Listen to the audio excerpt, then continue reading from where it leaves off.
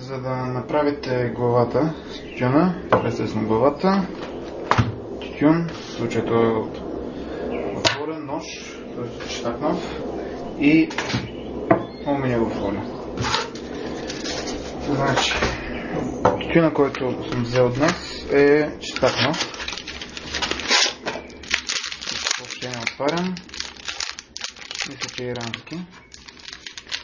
Когато отворите тази част, т.е. затворенето, не го използвате повече от 3 месеца, защото изсъхва. За целта успея да намеря тази част. Да. За целта аз ще използвам такава кутия.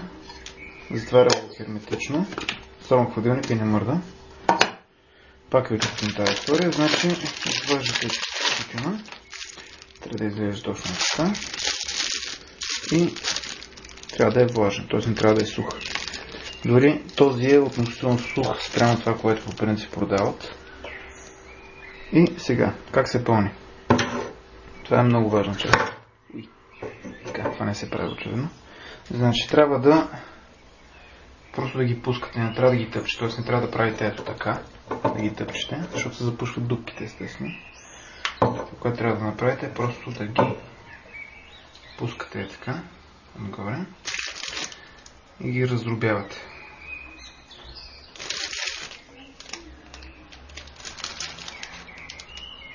Хубаво е, ето като този, примерно това е, в случая става дума за ябълка. Това е твърдо клонче. Това нещо е хубаво да го изхвърлите, защото не са хубави. Много бързо горят и скъпват вкуса. Ето каквото изсипа го събирате така. Насъбирате така да е относително равно, зависимо с колко тежко искате да бъде. Слагате повече или по-малко. Мисля, че горе-долу толкова стига. Затваряте го това. И го прибирате в кутията. В случая, тъй като е по-малко, аз го набивам така. И това нещо го прибирате в хладилника. Това нещо е за боклук. Сега, алуминиевата фолио, както е така, отрязвате приблизително на половината на листа.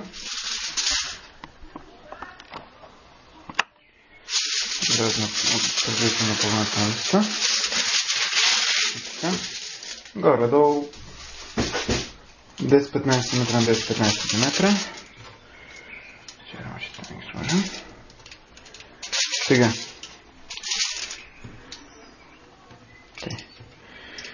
След което хубаво е с блестящата част, не знам защо лично казано, но всички го правим така.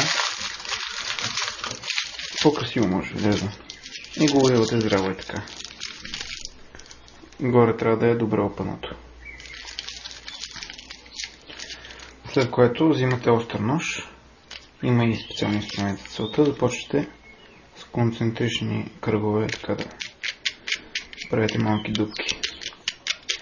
Колкото повече и по-нагъс са дупките, толкова по-добре, ще има повече въздух.